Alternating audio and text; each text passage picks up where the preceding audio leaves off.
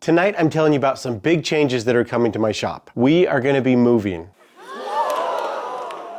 As many of you know, I do have a day job as an engineer. I'm an engineer by day and woodworker by night. And I recently accepted a new position on the other side of the country in Jacksonville, Florida. So I'm going to be moving with my wife and my 5 kids from the Pacific Ocean to the Atlantic Ocean. This is a big change for us. I've grown up in the Pacific Northwest for almost my whole life, and I've raised a family here, but the time has come for new adventures and new exciting things going forward. So I'm going to start the process of disassembling my shop. I'm going to need some of this and a whole lot of this. Fortunately, the company that I work for is doing a relocation package. So that means they're covering about 90% of the cost of the move, which is awesome. However, I need to disassemble my entire shop, get rid of the junk that I don't need, and redesign and lay out a totally new shop on the other side of the country. I'm gonna learn a lot about what it's like to live in a hot, humid climate and to have tools in a hot, humid climate. So I'm gonna take you with me and show you the steps that I'm taking to disassemble and take apart my whole shop. And then we'll do another video or a series of videos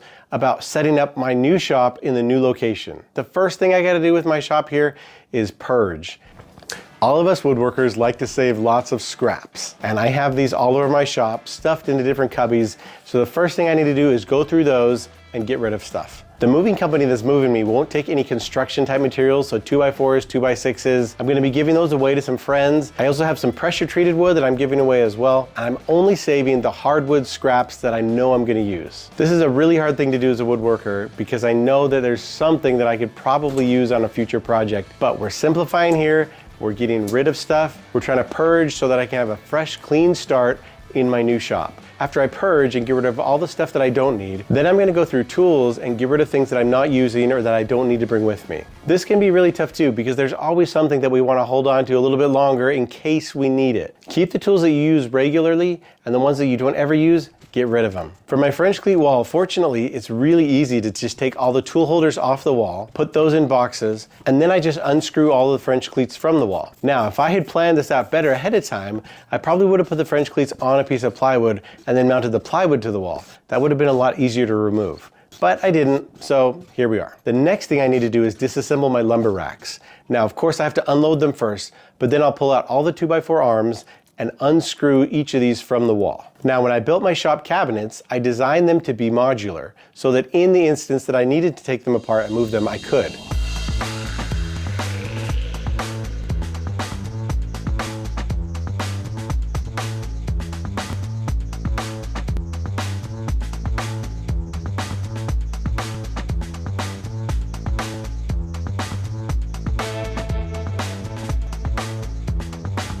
I still need to make sure that all my tools will be protected from rust and humidity, but I did cover most of them with carbon coat, so I should be good for a while. Unfortunately, I cannot bring the electrical circuits that I added to this garage, so I'm gonna have to add more in the new garage and probably add a sub panel there too. Here we are taking on the last parts of the shop, and I had to leave up this guy because this is where it all started, right here in this garage.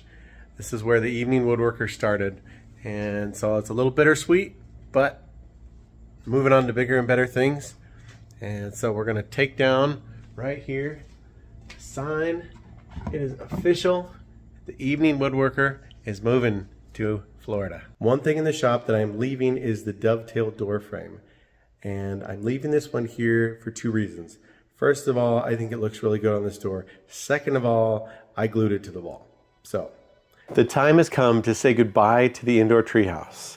And while it's difficult to leave it, and all the memories and the things that I learned while I was building it, I know that as with any creative endeavor, once you complete it, the creativity part is done. And so then you're on to the next creative thing. And I look forward to the next family that moves into this house, enjoying the fun times and making some great memories on this as well. It has been so much a part of our lives, and we will miss it. But there are new things to build and new things to make. In our next house, we're gonna build another thing that's super fun for the kids to play on. You're not gonna wanna miss it. This has been an amazing journey, and I have so much more planned in the future, setting up my whole new shop, building new stuff in the new house, and all the new experiences I'm gonna have in Florida. So if anyone has any good tips or advice about Florida, let me know. I already know though about gators, hurricanes, and that the bugs are bigger. If you have anything new besides that, I want to hear it. This is going to be the last video you see from this shop. The next one you see will be in a totally new shop, and we're going to walk through all the steps of setting up a shop from scratch. What I'm going to have there is a one-car garage space, but it'll be set up differently than I have this one set up. I definitely have some ideas of things I want to improve, and I have some new tools I want to fit in there. This is going to be a fun journey. So make sure you're subscribed and following so you can see each of the steps in that process. And especially if you're setting up a shop, this is going to be for you. And yes, I am super excited to be near one of my good friends, Chris Burton, from A Glimpse Inside.